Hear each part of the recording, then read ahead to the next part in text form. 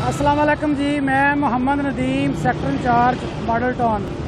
ये मेरी तमाम शहरियों से इल्तमास है कि गाड़ी को कभी भी ऐसी जगह रॉन्ग पार्क ना करें जहां दूसरे शहरियों के लिए मसाइल पैदा हों।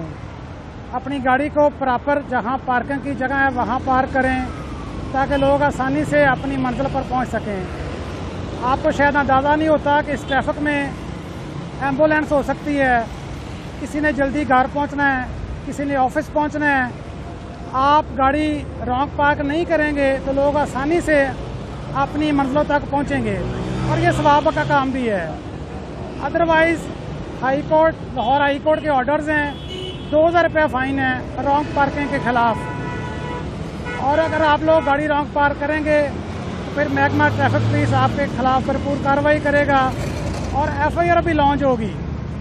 मैं उम्मीद करता हूं कि आप अच्छे शहरी होने का सबूत देंगे, दूसरे लोगों के लिए आसानियां पैदा करें, खुशियां बांटें और दूसरों को रास्ता दें।